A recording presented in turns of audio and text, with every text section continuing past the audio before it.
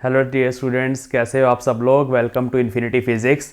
Students, मुझे कुछ comments मिले पिछले 2-3 दिन में कि भाई सर वेव ऑप्टिक्स का चैप्टर स्टार्ट करवा दीजिए। आई होप आपके जो स्कूल्स हैं वहाँ पे सिलेबस अभी वेव ऑप्टिक्स तक ही पहुँचा है। तो मैं अभी क्या कर रहा हूँ, इलेक्ट्रोस्टैटिक्स के जो टॉपिक्स मैंने अभी तक अपलोड किए हैं वो वहीं पे रहेंगे। उसके साथ साथ मैं बीच बीच में इलेक्ट्रोस्टैटिक्स वाला पार्ट करूँगा जिसको हम वॉल्यूम 1 बोलते हैं। लेकिन मैं अभी से वेव ऑप्टिक्स का चैप्टर भी स्टार्ट करने वाला हूँ। तो मेरा टारगेट रहेगा कि नेक्स्ट 2 मंथ्स में, दिसंबर और जैन के बीच में, हम सेकंड पार्ट वेव ऑप्टिक्स के आगे वाले जो चैप्टर्स हैं, वेव ऑप्टिक्स हो गया, dual nature of matter and radiation हो गया, सेमीकंडक्टर्स हो गया, ये जितने भी +2 के अगले चैप्टर्स हैं उसको हम कंप्लीट कर देंगे नेक्स्ट 2 और 3 मंथ्स के अंदर। ठीक है, आपके एग्जाम से पहले पहले। सो अगर आप ये सारी चीज़ें दोबारा से रिवाइज़ करना चाहते हैं, अगर आपने पहले कर रखी हैं या फिर अगर आपने नहीं की हुई और आप करना चाहते हैं, तो आप चैनल को सब्सक्राइब कर लीजिए और मेरे साथ बने रहिए। तो बच्चे, जो हमारी क्लास 12 की फ़िज़िक्स है, इस लेक्चर सीरीज़ का हमारा टारगेट क्या रहेगा, इसमें फंडामेंटल्स को डिस्कस करेंगे। ज़्यादा इधर उधर भागेंगे नहीं।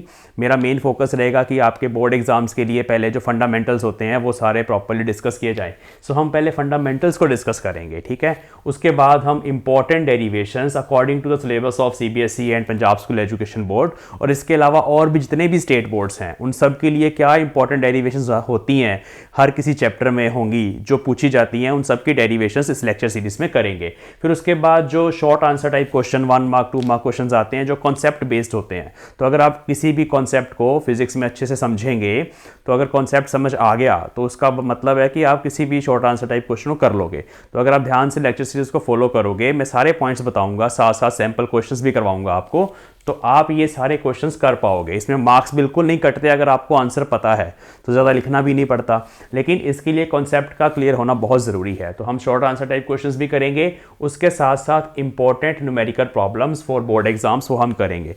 तो ये जो न्यूमेरिकल प्रॉब्लम्स होंगी ना, ये आपको जेई मेंस में भी हेल्पफुल रहेंगी, नीट में भी हेल्पफुल रहेंगी।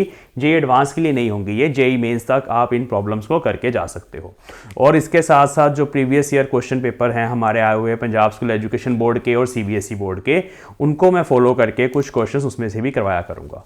सो नेक्स्ट 2 और 3 मंथ्स में हम second part of +2 class complete करेंगे। साथ साथ शॉर्ट वीडियोस भी आएंगी। शॉर्ट वीडियोस में हम कॉन्सेप्ट को डिस्कस करेंगे, जो हमारे रिजल्ट्स होंगे। अगर आप शॉर्ट्स को भी देखते चले जाओगे साथ साथ, तो आपको फॉर्मूले और कॉन्सेप्ट्स याद हो जाएंगे, ठीक है। So let us start. हमारा जो चैप्टर नंबर 10 है NCERT का, दैट इज़ वेव ऑप्टिक्स। तो इसमें मेनली हमने क्या क्या पढ़ना है।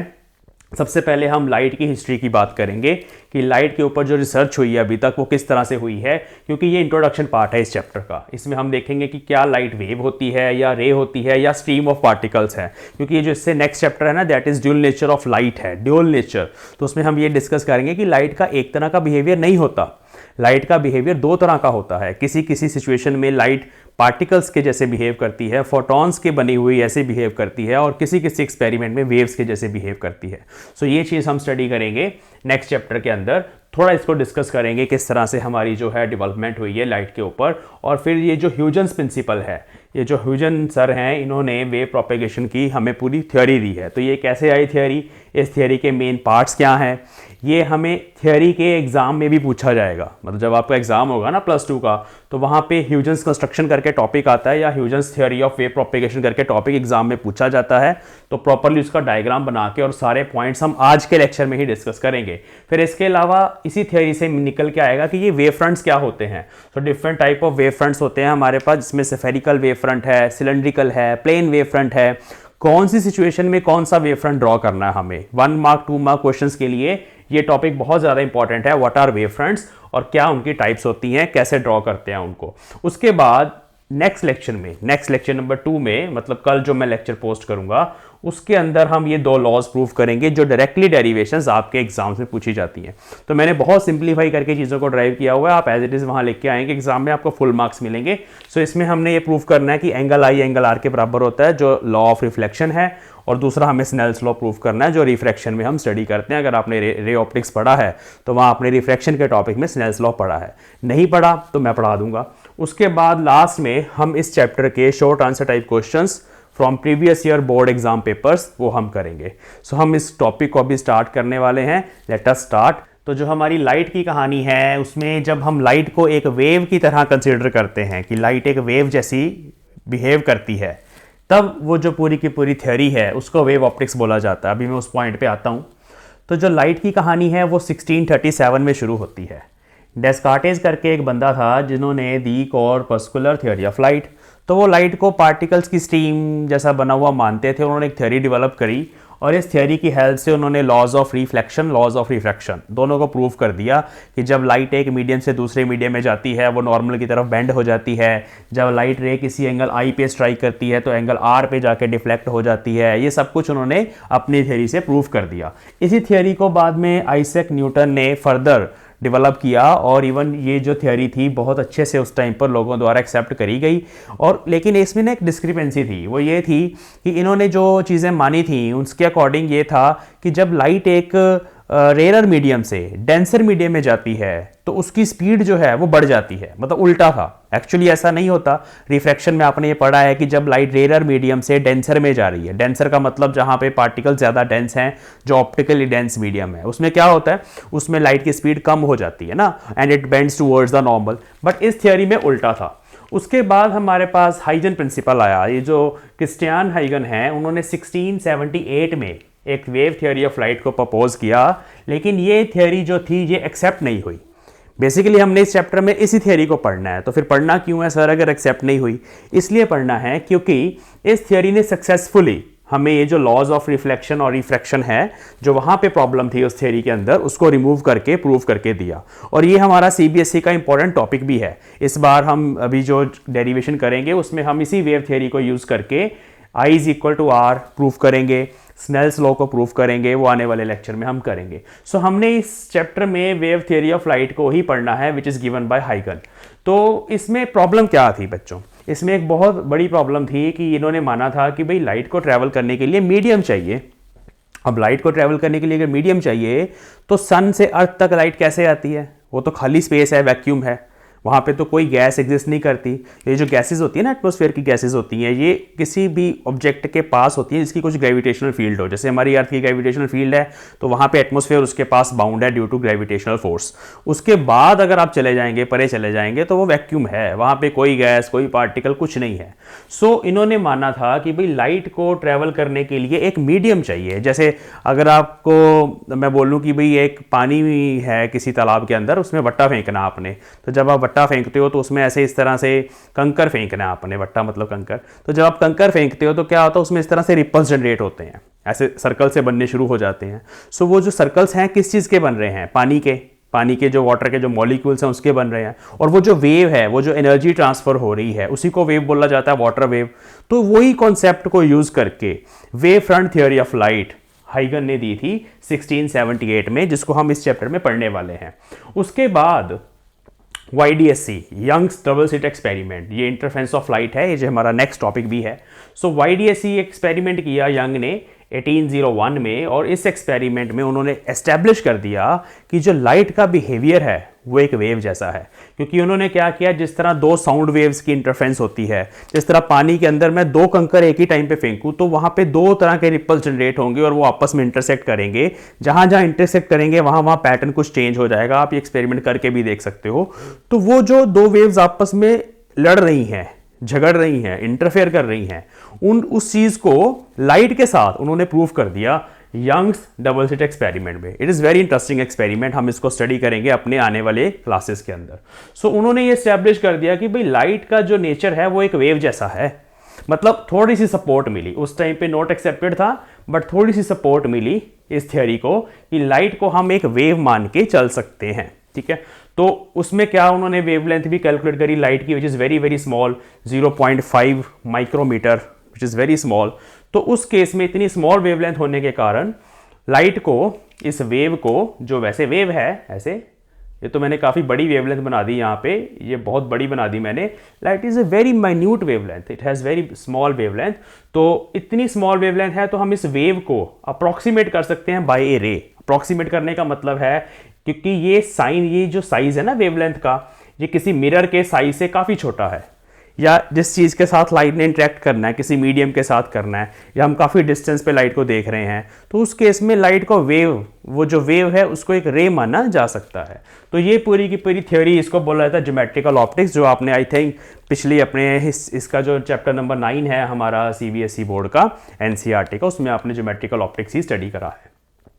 तो बेसिकली यहां तक ये समझने वाली चीज है कि लाइट एक वेव है, दिस इज एस्टैब्लिश्ड, लेकिन हम उसको किसी किसी सिचुएशन में एक रे मान लेते हैं, और हमने ज्योमेट्रिकल ऑप्टिक्स से बड़ी सिंप्लिसिटी से वो सारे फिनोमिना स्टडी करे हैं रे ऑप्टिक्स के अंदर, जिसमें हमारे पास रिफ्लेक्शन ऑफ लाइट आता है, रिफ्रैक्शन ऑफ लाइट होता है, और इवन ऑप्टिकल इंस्ट्रूमेंट में भी हम लाइट को रे ही मान के चलते हैं और वो रे डायग्राम्स बनाते हैं।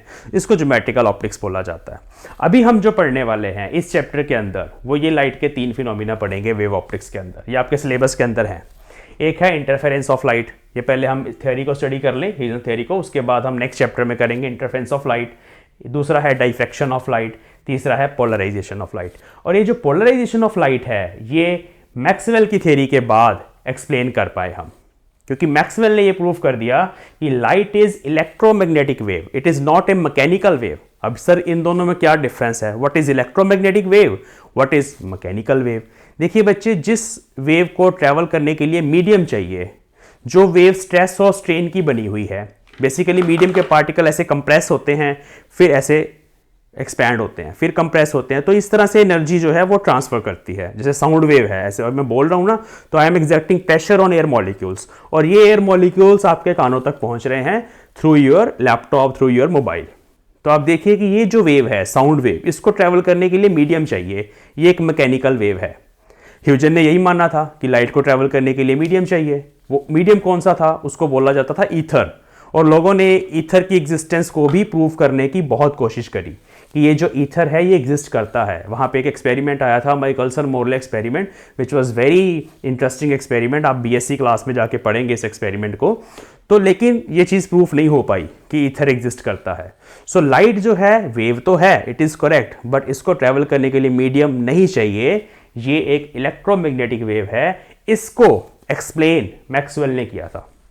और लाइट जो है वो लॉन्गिट्यूडनल वेव नहीं है, वो एक ट्रांसवर्स वेव है। ट्रांसवर्स वेव क्या होती है? जिसमें वाइब्रेशन डायरेक्शन ऑफ प्रोपेगेशन के परपेंडिकुलर, वेव इधर जा रही है बट वाइब्रेशन उसके परपेंडिकुलर। क्या ऑसिलेट करता है लाइट के अंदर? Electric and magnetic field. तो जो फाइनली एक्सेप्टेड थ्योरी है वो मैक्सवेल की इलेक्ट्रोमैग्नेटिक थ्योरी ऑफ लाइट है। सो अगर आप लाइट को एक वेव मान के चल रहे हो, लाइट अगर एक वेव है तो वो कौन सी वेव है? Electromagnetic wave. किस तरह की? Transverse in nature. सो ये आपने आई थिंक चैप्टर नंबर 7 में पढ़ा होगा, जो आपका इलेक्ट्रोमैग्नेटिक वेव्स वाला चैप्टर है, जो भी है वो। सो उसमें आपने ये पढ़ा होगा। तो ये यहाँ तक लाइट एक वेव है, ये हम इस चैप्टर में इस कॉन्सेप्ट को यूज करके ये सारे फिनोमिना एक्सप्लेन करेंगे। बट अभी एक और प्रॉब्लम है। इसके बाद जब ये 18th सेंचुरी में हमारे पास YDSC हुआ, 19th सेंचुरी के एंड तक कुछ एक्सपेरिमेंट्स हुए जिसमें फोटो इलेक्ट्रिक इफेक्ट आया, कॉम्पटन इफेक्ट, कॉम्पटन स्कैटरिंग भी बोलते हैं, या रमन स्कैटरिंग आया। तो ये रमन सर, हमारे CV रमन सर हैं, जिनको नोबेल प्राइज भी मिला था रमन स्कैटरिंग की खोज के लिए, उसकी रिसर्च के लिए। सो ये जो तीनों इफेक्ट्स हैं ये भी प्रॉपरली एक्सपेरिमेंटली वेरीफाइड इफेक्ट्स हैं। इसमें से जो फोटो इलेक्ट्रिक इफेक्ट है हम dual nature of matter and radiation में पढ़ेंगे जाके। तो वहां आप देखोगे कि फोटो इलेक्ट्रिक इफेक्ट को तो हम एक्सप्लेन ही नहीं कर सकते अगर हम लाइट को वेव माने। ये कहानी खराब हो गई यहाँ पे।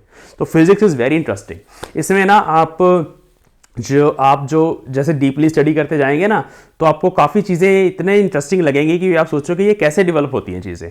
तो अभी देखिए कि ये जो फोटो इलेक्ट्रिक इफेक्ट है, हम इसको जब करेंगे, आई विल एक्सप्लेन यू कि अगर आप लाइट को वेव मानोगे तो ये इफेक्ट एक्सप्लेन नहीं हो सकता, इसको एस्टेब्लिश नहीं किया जा सकता जो एक्सपेरिमेंटली होता है। सो उस केस में फिर आइंस्टाइन ने प्लैंक्स लॉ ऑफ रेडिएशन को यूज़ करके लाइट को पार्टिकल का बना हुआ माना। बहुत सारे पार्टिकल, स्ट्रीम ऑफ पार्टिकल्स, जैसे कंचे होते हैं, तो बहुत सारे कंचे ऐसे इकट्ठे जा रहे हैं। तो उसने बोला कि light is composed of photons. ये प्लैंक्स लॉ ऑफ रेडिएशन था। फोटॉन्स की हेल्प से फोटो इलेक्ट्रिक इफेक्ट एक्सप्लेन होता है। फोटॉन्स की हेल्प से लाइट को जब फोटॉन्स का बना हुआ मानेंगे तो कॉम्पटन इफेक्ट एक्सप्लेन होता है, तो रमन स्कैटरिंग एक्सप्लेन होती है। तो एक्चुअली जो लाइट है उसका ड्यूल नेचर है, और नेक्स्ट चैप्टर में भी हम करेंगे dual nature of light and radiation, light and matter. So हम नेक्स्ट चैप्टर में करेंगे। तो ये थोड़ी सी इंट्रोडक्शन पार्ट है वेव ऑप्टिक्स का। तो अब हम कुछ फंडामेंटल्स जो है इसके हैं वो साथ साथ लिखेंगे, आप नोट्स बनाइए। और साथ साथ हम आज के इस लेक्चर में Huygens theory of propagation of light, इसके बारे में प्रॉपर क्वेश्चन कैसे आएगा एग्जाम में, कैसे लिखना है वो करने वाले हैं। इसको आप नोट करना चाहते हो कर लो। चलिए, सो शॉर्ट में पहले लिखेंगे according to wave theory of light, it is a form of energy which travels through a medium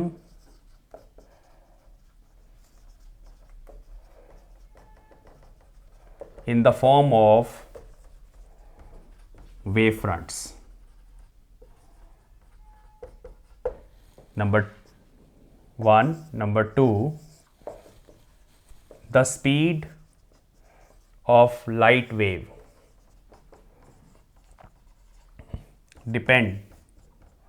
depends on the nature of medium.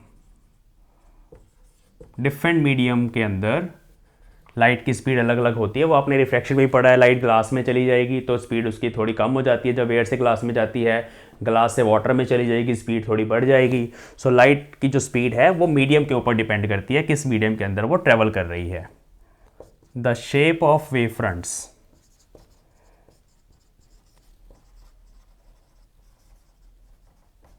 Depends on the nature of source. Source कैसा है, मतलब अगर light का source एक bulb जैसा है, उसको बोलते हैं पॉइंट सोर्स, गोल है ना, तो उस केस में वेव फ्रंट की शेप डिफरेंट होगी, उसकी फॉर्म में ट्रेवल करेगी लाइट। अगर लाइट का सोर्स एक ट्यूब लाइट जैसा है, जैसे एक सिलेंड्रिकल सोर्स है, उसमें जो वेव फ्रंट्स की शेप होगी वो सिलेंड्रिकल होगी। अगर लाइट का सोर्स काफ़ी दूर है, इन्फिनिटी पे है, तो प्लेन वेव फ्रंट आएगा। तो वो different types of wave fronts क्या होते हैं वो अभी हम देखते हैं। So now the next thing is what is a wave front. पहले समझ लेंगे, फिर थ्योरी पे नोट्स बना लेंगे कॉपी पे। What is a wave front.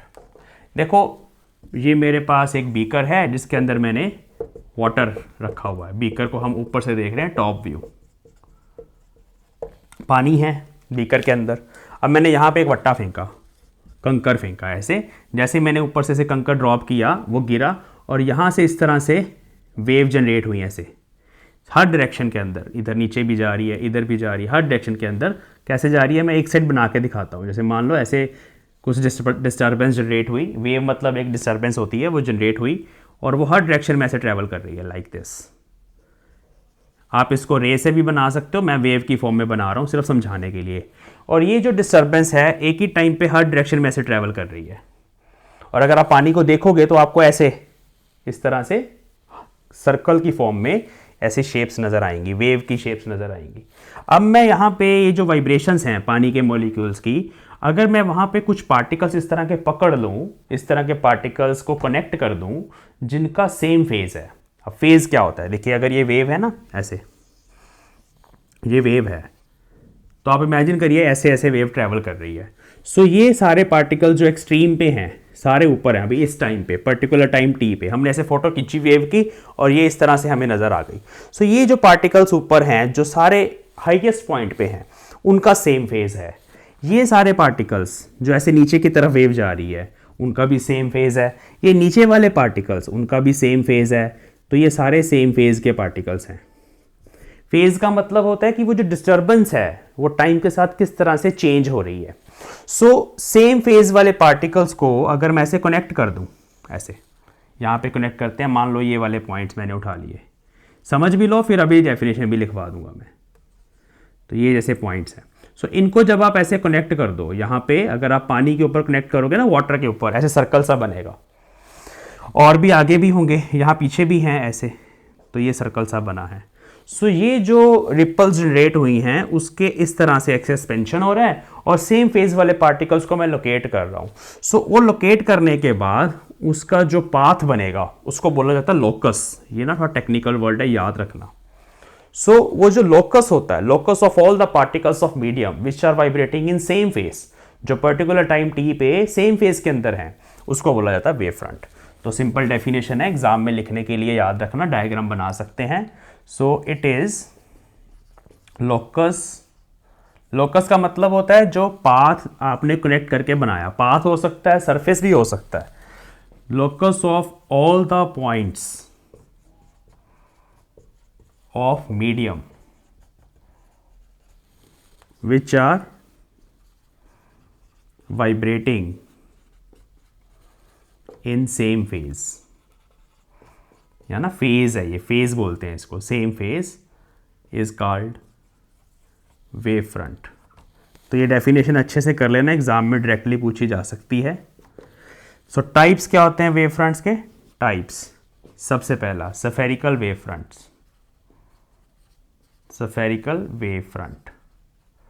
अब सफियर समझते हो ना, बॉल जैसा, इस तरह का गोला, उसको अगर इस तरह की शेप होगी वेव फ्रंट की, उसको बोलते हैं स्फेरिकल वेव फ्रंट।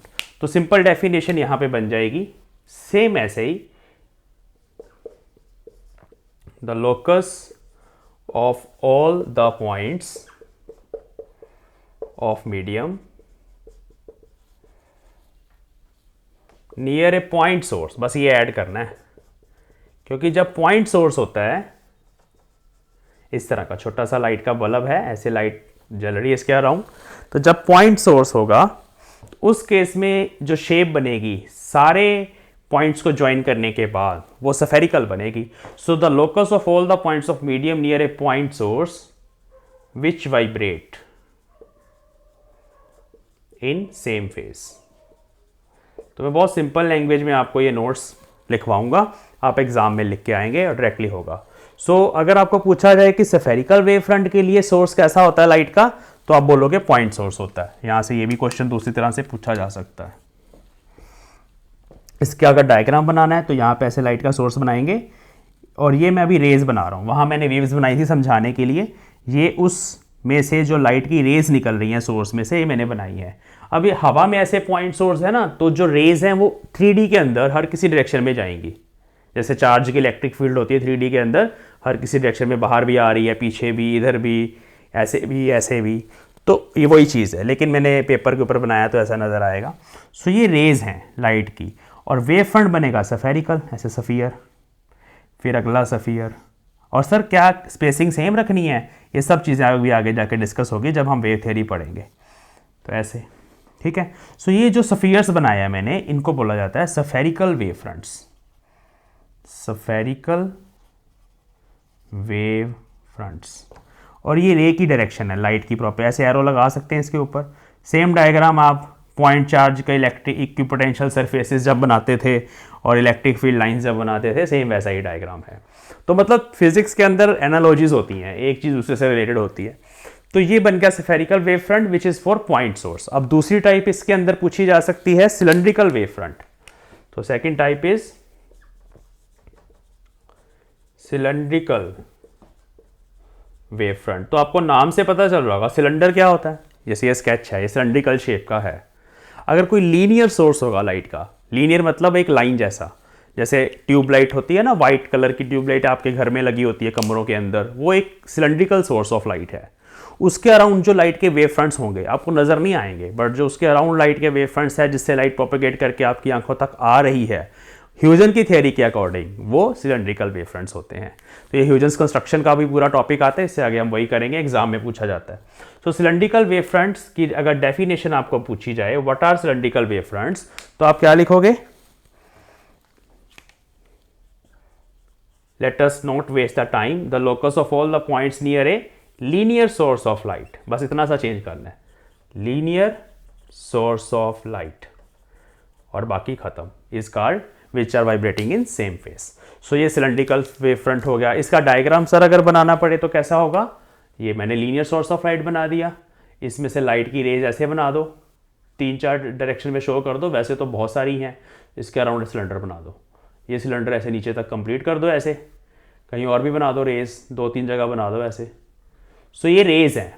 और यहाँ एक बड़ी अच्छी चीज़ हमारे सामने आ रही है जो इस थियरी का पार्ट है, मैं अभी बताता हूँ आपको क्या वो चीज़ है। देखिए जो वेव फ्रंट होता है ना, एक्चुअल में ये एक सरफेस जैसा होता है लाइट के लिए। जैसे यहाँ स्फेरिकल सरफेस है, जैसे बॉल का सरफेस होता है, यहाँ पे एक सिलेंडर है उसका सरफेस है, तो एक सरफेस होता है ये। और जो रे है वो एक लाइन होती है, रे is a line, kind of line. तो ये जो रे होती है ये वेव फ्रंट के हमेशा परपेंडिकुलर रहेगी, बड़ा इंपॉर्टेंट है। हम आगे जाके जितने भी डायग्राम्स बनाएंगे अगर आपको इस तरह से वेव फ्रंट्स दे दिए, उसने बोल दिया 3 वेव फ्रंट्स हैं, रे ड्रॉ करो, तो तीनों का परपेंडिकुलर, रे हमेशा वेव फ्रंट के परपेंडिकुलर होती है, ये पॉइंट याद रखना। ये रे है और ये तीनों प्लेन वेव फ्रंट्स हैं जो भी मैं बनाने वाला हूँ। यहाँ पर भी आप देख लीजिए, हर जगह 90 डिग्री का एंगल, जैसे इक्विपोटेंशियल सरफेसेस और इलेक्ट्रिक फील्ड लाइंस में भी 90 डिग्री का एंगल रहता है, वैसे यहाँ पर भी हर किसी वेव फ्रंट में और लाइट की रे के अंदर एंगल हमेशा 90 डिग्री रहेगा। चलिए यहाँ तक वीडियो को पॉज करके नोट करिए, फिर हम नेक्स्ट करते हैं कौन सा सोर्स है। So next is third type is plane wave front. अब प्लेन वेव फ्रंट नाम से पता चल रहा है एक सरफेस जैसा होगा, प्लेन सरफेस जैसा, जैसे ये ब्लैक बोर्ड है, बट ये किस केस में होता है? So the locus of all the particles of medium vibrating in same phase when the source of light, जहाँ से वो लाइट आ रही है उसका source is at infinity। infinity मतलब very large distance, जहाँ से आप देख रहे हो वहाँ से काफ़ी दूर है, ठीक है। सो अगर ये केस है हमारा, तो हमारा वेव फ्रंट प्लेन होगा। जैसे मान लीजिए यहाँ एक पॉइंट सोर्स है लाइट का, ये इसके ऐसे सफियर्स बन रहे हैं, ये वेव फ्रंट्स हैं और लाइट से ट्रैवल कर रही है। अब बहुत दूर जाके काफ़ी बड़ा सफियर बनेगा, उसका छोटा सा पार्ट देखोगे, ये वाला पार्ट, तो वो एक प्लेन जैसा नज़र आएगा। बस यही चीज़ है। तो प्लेन वेव फ्रंट्स कैसे बनाने हैं?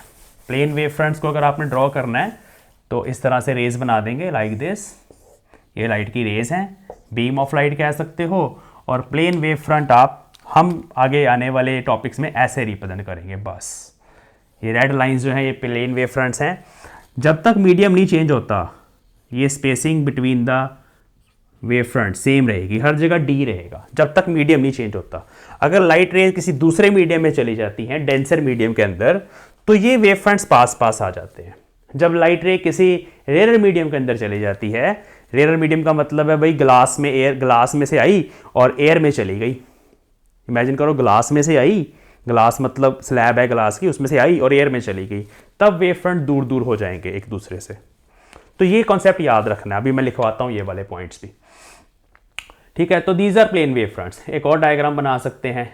मान लो ये रेज है हमारी ऐसे। सो अगर आप और अच्छा डायग्राम बनाना चाहते हो इस टॉपिक के अंदर, तो आप ऐसे भी शो कर सकते हो। These are like sheets plane wave fronts, ठीक है। 3 बना के दिखा देते हैं और उनमें स्पेसिंग बता देते हैं सेम रहेगी जब तक मीडियम नहीं चेंज होगा। सो ये 3 तरह के वेव फ्रंट्स हैं जो आपको एग्जाम में एज ए डेफिनेशन पूछे जा सकते हैं। अब हम करेंगे Huygens theory of wave propagation, जिसके अंदर हमें प्रॉपर वेवलेट्स क्या होते हैं बताना है, वेव फ्रंट्स क्या होते हैं बताना है, और एक कंस्ट्रक्शन करके बताते हैं which is called Huygens construction. So ये आज का लास्ट टॉपिक रहेगा। नेक्स्ट क्लास के अंदर हम स्नेल्स लॉ को प्रूफ करेंगे और angle I is equal to angle R को प्रूफ करेंगे। तो ये आप अभी इतना लिखो, फिर हम स्टार्ट करते हैं। चलिए, तो अब हम ह्यूजेंस प्रिंसिपल करेंगे, इसको और डिटेल में पढ़ेंगे जो अभी तक पढ़ा है कि ये वेव फ्रंट्स कैसे बनाए जाते हैं, किस तरह से लाइट ट्रैवल करती है। तो एग्ज़ाम में भी एज इट इज़ आपको लिख के आना है अगर ये पूछा जाएगा। सो ह्यूजेंस प्रिंसिपल, और इसको आप वेव थ्योरी भी बोल सकते हो, wave theory of light propagation. So according to this theory, पहला पॉइंट लिख देते हैं फिर समझाएंगे आपको। According to this theory the light travels through and hypothetical medium तो चाहिए इस थ्योरी के अकॉर्डिंग, मीडियम चाहिए, मीडियम कॉल्ड ईथर, ये उसका नाम था। आप गूगल पे ईथर सर्च कर सकते हो, what is ether. Ether and the light travels as follows, कैसे करती है नीचे लिखेंगे। तो पहले आपको समझा देते हैं इस थ्योरी के अकॉर्डिंग। वो क्या कहता है कि मान लो यहाँ पे आपके पास एक लाइट का सोर्स है, ये मैंने एक पॉइंट सोर्स माना लाइट का, ब्लैक कलर की लाइट है इसकी। ब्लैक कलर की लाइट कहाँ होती है, आप इसको रेड कलर इमेजिन कर लो, ठीक है। तो ये लाइट का एक सोर्स है। अब वो कहता है कि भाई इसके बहुत पास जो पार्टिकल्स वाइब्रेट कर रहे हैं उनको मिला के हमने एक प्राइमरी वेव फ्रंट बनाना है। जो पार्टिकल्स सेम फेज के अंदर वाइब्रेट कर रहे हैं, जो बहुत इसके पास हैं, उनको आपस में मैंने जोड़ दिया सारे पार्टिकल्स को, और जोड़ने के बाद लोकस बना दिया। वो जो लोकस है उसको हम वेव फ्रंट बोलते हैं, स्फेरिकल वेव फ्रंट, बट इसको हम बोलेंगे प्राइमरी वेव फ्रंट। ये एक प्राइमरी है जो अगले वालों का सोर्स भी करेगा, एक्ट करेगा। तो ये एक प्राइमरी वेव फ्रंट है, याद रखना है। ये जो प्राइमरी वेव फ्रंट है इसके ऊपर हर एक पॉइंट एक नए सोर्स का की तरह बिहेव करता है, एक न्यू सोर्स ऑफ लाइट की तरह बिहेव करता है। तो अगर मैं रेड कलर में यहाँ पे ऐसे पॉइंट लगाऊं थोड़े थोड़े डिस्टेंस पे, क्योंकि ये डिस्टेंस कहाँ पे लेना है सर, ये डिपेंड करेगा आप कितने टाइम बाद देख रहे हो। ठीक है, तो मान लो कुछ टाइम बाद ये कुछ पॉइंट्स बने रेड कलर वाले, सेम डिस्टेंस से मैंने लगाए। अब ये एक न्यू सोर्स ऑफ लाइट है। वो कह रहा है कि उस वेव फ्रंट के ऊपर, प्राइमरी वेव फ्रंट के ऊपर अगर आप इस तरह के कुछ पॉइंट्स इमेजिन करेंगे, they act like new source of light. वहां से फिर से लाइट जनरेट हो रही है, तो वो जो न्यू सोर्स ऑफ लाइट है, तो फिर इसके भी वेव फ्रंट बनेंगे प्राइमरी वाले ऐसे। तो वहां छोटे छोटे स्फीयर बनाएंगे हम ऐसे, ये ठीक है। तो ये मैं बना रहा हूँ, आपने भी एग्जाम में ना ऐसे बना के आनी है ये पूरी, ऐसे ये ठीक है। सो ये जो रेड सर्कल्स हैं, सफियर्स हैं, बेसिकली सर्कल ड्रॉ करें हैं, इनको बोला जाता है wavelets.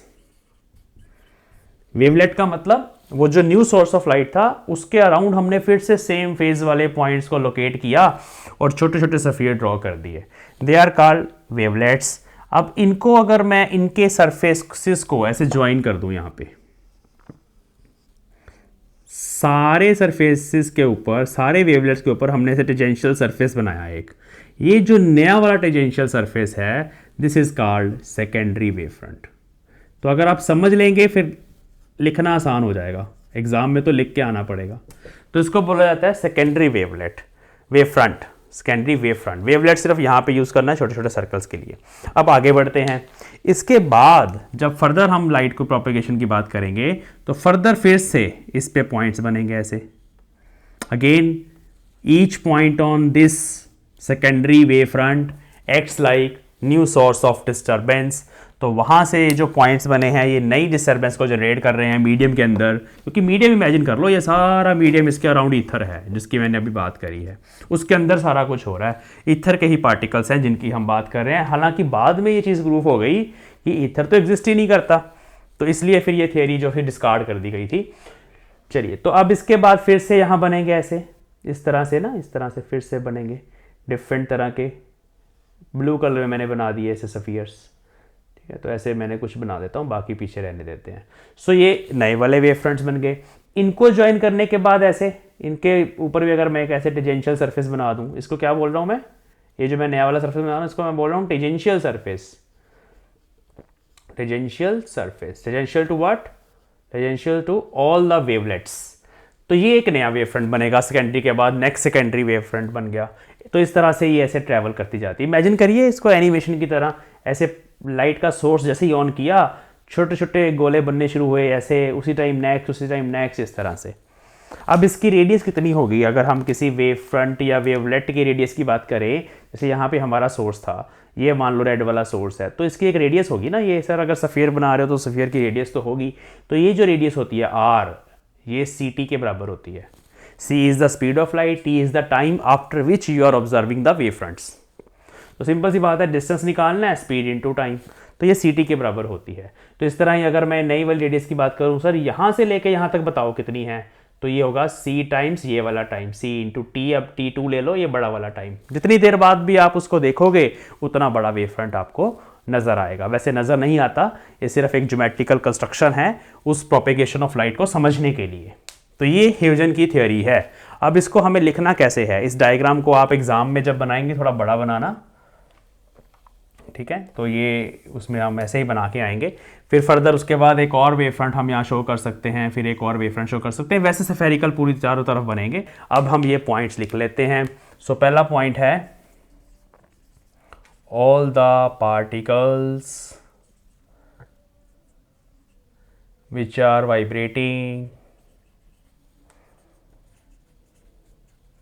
in same phase very near to the source of light form a primary wavefront। तो ये पहला पॉइंट जैसे मैंने आपको बता दिया वो बन जाएगा हमारा primary wavefront. Second point, each point on a primary wavefront। मैंने इस तरह से करवा रहा हूँ आपको याद हो जाए, साथ साथ आराम से लिखो, याद कर लो, साथ साथ ही लर्न हो जाएगा, दोबारा पढ़ना नहीं पड़ेगा। So each point on A primary wavefront acts like a source of new disturbance।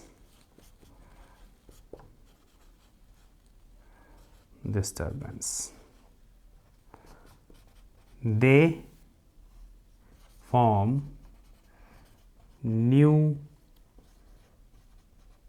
wavefronts of radius r is equal to ct at time t। These new wavefronts है, ये भी wavefronts ही, बट उनका एक special name है, are called wavelets. तो थोड़ी terminology है जो आप लिख के आएंगे तो अच्छी बात है। सो ये हो गया कि भाई इसके ऊपर हर एक पॉइंट एक नई डिस्टर्बेंस को जन्म दे रहा है और वहां से हमारे पास वेवलेट्स बन गए हैं। थर्ड पॉइंट, ए सरफेस, अब सरफेस की बात कर रहे हैं, ये जो मैंने रेड वाले बनाए थे फिर ब्लैक वाला सरफेस बनाया ना। So a surface drawn tangentially to the wavelets, जो हमने वेवलेट्स बनाए हैं उनको मिला देना है, सरफेस बना देना है, forms secondary wavefront.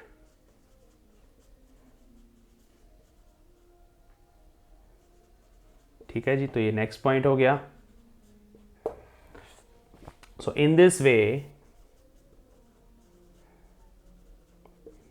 new wavefronts are generated and light travels through a medium।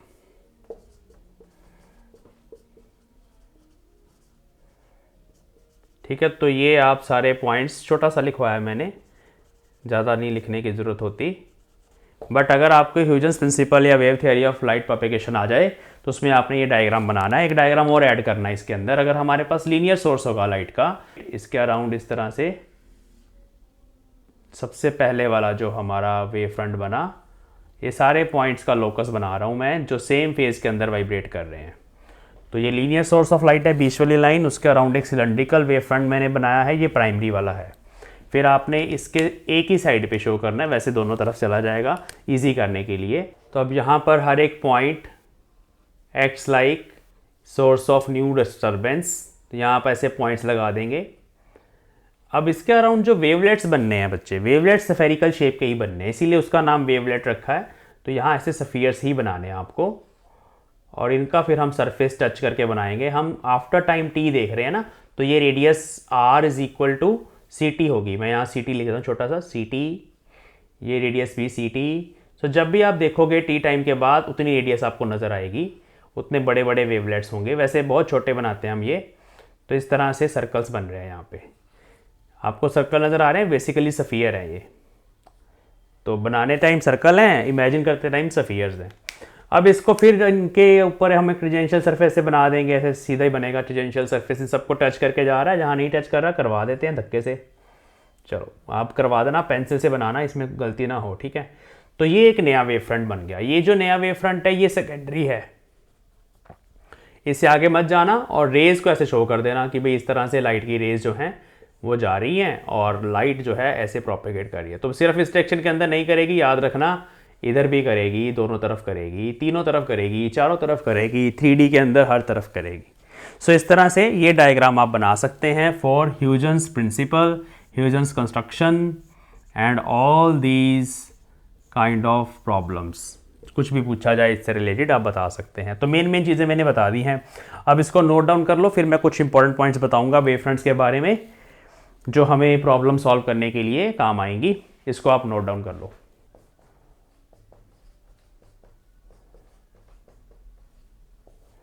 Number 1,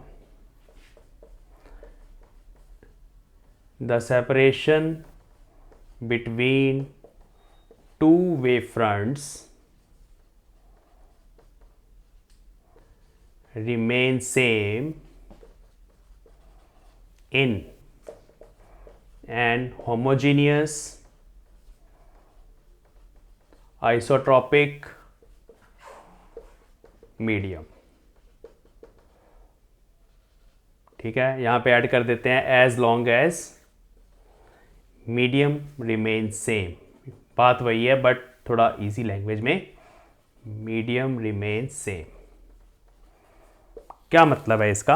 अगर मान लो सारी जगह एयर ही है, ये सारा मीडियम हमारा एयर है, उसके अंदर अगर लाइट ट्रैवल कर रही है तो उसके अंदर मान लो ये आपने रेज बनाई है, इन्फिनिटी से लाइट की बीम आ रहा है हमारे पास, तो वेव फ्रंट्स की सेपरेशन सेम रखनी है। मैंने पहले ही बताया आपको, वेव फ्रंट सेम डिस्टेंसेस पे आपको बनाने हैं।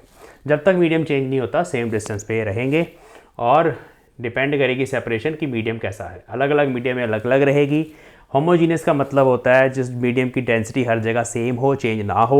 आइसोट्रॉपिक का मतलब होता है कि मीडियम की जो प्रॉपर्टीज़ हैं वो डायरेक्शन डिपेंडेंट ना हो, इस डायरेक्शन में कुछ हो रहा है उस डायरेक्शन में कुछ हो रहा है, ऐसा ना हो। तो हमारा सेकंड पॉइंट क्या है? सेकंड पॉइंट है इसमें इंपॉर्टेंट नोट में कि यहाँ से लेके यहाँ तक, मतलब एक वेव फ्रंट से दूसरे वेव फ्रंट तक जाने में जो लाइट की रे को टाइम लग रहा है, बेसिकली लाइट ट्रैवल कर रही है ना वेव फ्रंट्स की फॉर्म में, ये जो टाइम है यहाँ पे टाइम लिख लेते हैं T1, वो टाइम सेम रहेगा। T2, T3 वो टाइम नहीं चेंज होगा, टाइम विल बी सेम। अगर हम मीडियम भी चेंज कर दें तब भी टाइम सेम रहेगा, डिस्टेंस कम हो जाएगा दूसरे मीडियम के अंदर अगर मीडियम हमारा डेंसर है, लेकिन T1, T2, T3 they will be equal. तो यहाँ पे बहुत इंपॉर्टेंट है ये सेकंड पॉइंट, समझने वाला है, क्योंकि इसी को यूज करके हमने स्नेल्स लॉ प्रूव करना है भाई, याद रखना। इसी को यूज करके हमने I is equal to R prove करना है नेक्स्ट लेक्चर के अंदर। तो ये लिख लेते हैं second point, the time taken by light to travel from one wave front to next wave front remains same, even, ये बहुत इंपॉर्टेंट है, even if the medium is changed। ठीक है, अगर आप मीडियम को चेंज भी कर दोगे तब भी टाइम उतना ही लगेगा। ये इंपॉर्टेंट कॉन्सेप्ट है। ओके, नेक्स्ट क्या है?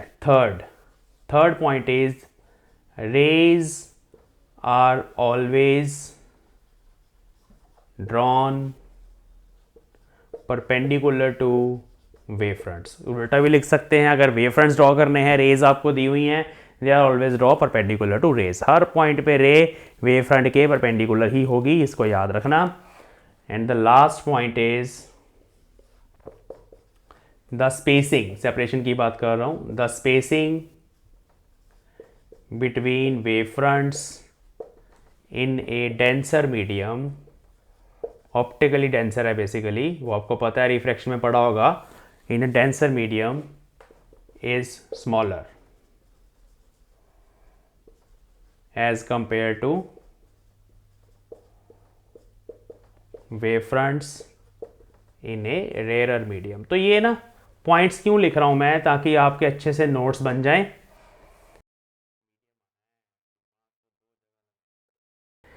ठीक है, तो ये पॉइंट्स इसलिए लिख रहा हूँ कि भाई आपके अच्छे से नोट्स बन जाए, क्योंकि आपको तो एग्ज़ाम में लिख के आना पड़ेगा ना, सिर्फ कहानियाँ तो बता के नहीं आओगे एग्ज़ाम में।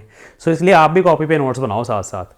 मैं आपके PDF नोट्स ना शेयर भी करूँगा आपके साथ, वो मैं लेक्चर के डिस्क्रिप्शन के नीचे भी डालूंगा। तो लेकिन आप फिर भी अगर बना लोगे साथ साथ तो आपके लिए बहुत अच्छा रहेगा। चलिए, तो ये पॉइंट्स नोट कर लो। अब हम कुछ लास्ट जाते जाते कुछ वेव फ्रंट्स ड्रॉ करके जाएंगे जो एग्ज़ाम में डायरेक्टली पूछे जाते हैं, CBSE में खास करके पूछे जाते हैं। सो आई होप आपने नोट कर लिया इसको, सारे पॉइंट्स याद रखना, समझने वाले हैं।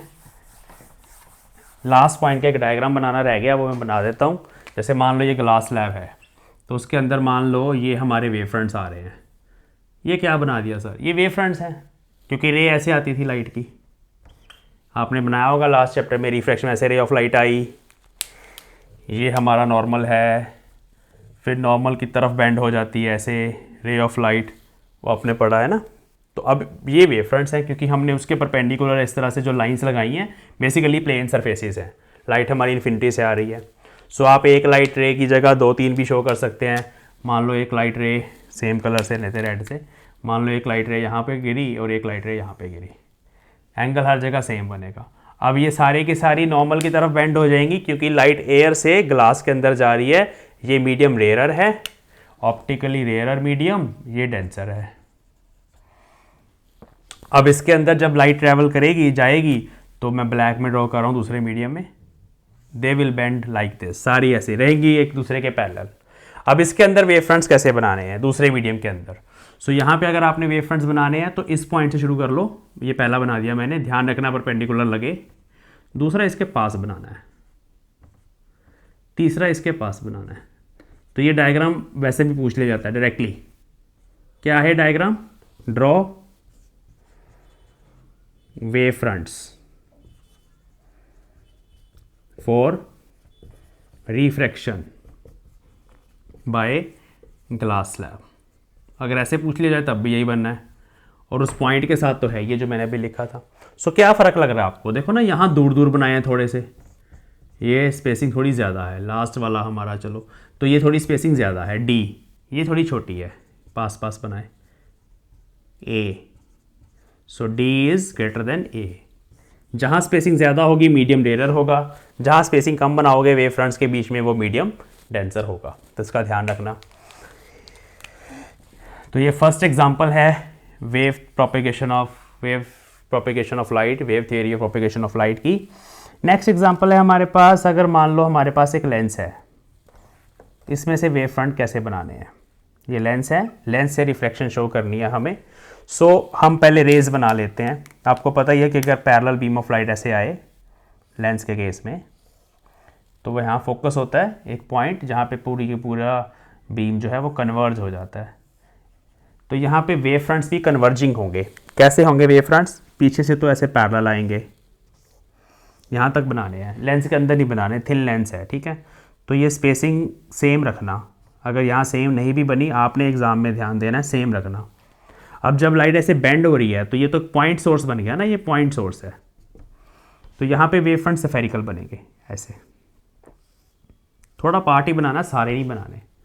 अब इस तरह के वेव फ्रंट्स को बोला जाता है converging wave front. Converging wave front, अगर आपको पूछ लिया जाए कन्वर्जिंग वेव फ्रंट ड्रॉ करके दिखाओ, तो आपने ये डायग्राम बनाना है। ऐसा ही एक वेव फ्रंट हमारे पास मिरर के केस में भी बनता है, जब हमारे पास कॉनकेव मिरर होता है। ये कौन सा मिरर है, ऐसे मैंने इधर से पॉलिश कर दिया, ये कौन सा मिरर है, कॉनकेव मिरर। अब इस पर भी अगर हमारे पास एक पैरेलल बीम ऑफ लाइट जाके स्ट्राइक करेगा लाइक दिस, एक सेंटर में बनाना, ठीक है, ऐसे गया एक पैरेलल बीम ऑफ लाइट, यहाँ बना दिया फोकस, तो ये ऐसे बेंड होता है ना बीम, आपको पता ही है, ये वाले वापस आ जाती है यहाँ पे ऐसे ऐसे, तो ये भी एक पॉइंट सोर्स ही है। तो यहाँ तक पहले आप ऐसे प्लेन वेव फ्रंट बना देना यहाँ तक, उसके बाद आपने कन्वर्जिंग वेव फ्रंट्स बनाने हैं, तो वो ऐसे बन जाएंगे। कोशिश करना स्पेसिंग सेम रहे। सो ये कन्वर्जिंग वेव फ्रंट की एग्जांपल्स हैं दोनों। तो अगर आपको पूछा जाए draw examples of converging wave fronts या draw wave fronts from the reflection for the reflection by a convex lens, draw wave front to show the reflection by a concave mirror, तो आपको ये बनाने हैं सारे, ठीक है, ये नोट कर लेना सब कुछ। अब ऐसे ही हमारे पास थर्ड केस होता है डाइवर्जिंग वेव फ्रंट्स का। ये ना एग्जाम में पूछे जाने हैं 1 मार्क 2 मार्क में, इसलिए ये बहुत इंपॉर्टेंट है। तो डाइवर्जिंग वेव फ्रंट्स कैसे होते हैं, हम इसमें कॉन्वेक्स लेंस यूज़ कर रहे हैं, यहाँ कॉनकेव यूज़ करना है, याद रखना कॉनकेव लेंस। तो कॉनकेव लेंस के केस में भी पहले हमारे पास पैरेलल बीम ऑफ लाइट बनेगा जो ऐसे जा रहा है, ठीक है। अब आपको पता है कि भाई ये ऐसे डाइवर्ज करता है ना, ऐसे ये सीधी चली जाएगी, डाइवर्ज करता है। अब इसको हम ऐसे बैक इम्पोज करते होते थे, और ऐसे यहाँ फोकस यहाँ पीछे होता था, -f इसकी फोकल लेंथ होती है, सब पढ़ा हुआ रिफ्रैक्शन ऑफ लाइट में। सो इस केस में वेव फ्रंट कैसे हैं, देखिए ये ऐसे बनेगा, बड़ा हो रहा है वेव फ्रंट। ये क्या हो रहा था, ये ऐसे लाइट गई छोटा हो रहा है वेव फ्रंट्स, लाइट गई छोटे हो रहे हैं वेव फ्रंट्स। एनिमेशन है ये पूरी, ऐसे लाइट जा रही है फिर छोटे हो रहे हैं, लाइट जा रही है छोटे हो रहे हैं। यहाँ पे क्या हो रहा है, ऐसे लाइट जा रही है ऐसे एक्सपैंड हो रहे हैं। नेक्स्ट वीडियो में ना आपको एनिमेशन चला के भी दिखाऊंगा वेव फ्रंट्स की, एक वीडियो डालूंगा छोटी सी जिसमें मैं आपको एक सिमुलेशन दिखाऊंगा जिसमें ये वेव फ्रंट्स कैसे ट्रैवल करते हैं आपको प्रॉपर्ली शो करेंगे। तो ये हमारा इस केस में बन गया डाइवर्जिंग वेव फ्रंट। और लास्ट वाला डाइवर्जिंग वेव फ्रंट बनेगा कॉन्वेक्स मिरर के केस में। ये आपका होमवर्क है, आप बुक्स की हेल्प ले सकते हैं। सो कॉन्वेक्स मिरर के केस में डाइवर्जिंग वेव फ्रंट कैसे बनता है वो आपको बनाना है। तो इस तरह से वेव फ्रंट थ्योरी के कुछ बेसिक्स आज हमने स्टडी करे हैं आज के लेक्चर में। नेक्स्ट क्लास के अंदर हम बहुत इंपॉर्टेंट 2 डेरिवेशंस करने वाले हैं जो डायरेक्टली एग्जाम में पूछी जाएंगी। और डेरिवेशंस ज़्यादा से ज़्यादा 5 से 7 मिनट का काम है, लेकिन उसके बाद हम कुछ क्वेश्चंस करेंगे जो आपको डायरेक्टली सीबीएसई एग्जाम्स में और पीएसईबी में शॉर्ट आंसर टाइप क्वेश्चन, सारे स्टेट बोर्ड्स के अंदर बड़े इंपॉर्टेंट क्वेश्चन हैं जो मैं आपको करवाऊंगा इस लेक्चर सीरीज़ के अंदर। सो आई होप आपको समझ आई चीज़ें। We will meet in the next class. Comment section के अंदर लिख के बताइए लेक्चर कैसा लगा, अपने फ्रेंड्स के साथ शेयर करिए और टेलीग्राम ग्रुप ज्वाइन करिए। अगर आपको नोट्स चाहिए ना इसके पीडीएफ, तो टेलीग्राम ग्रुप का लिंक आपको मिल जाएगा डिस्क्रिप्शन में, उसको आप ज्वाइन कर लो, आपको नोट्स मिल जाएंगे। So thanks for watching, thank you.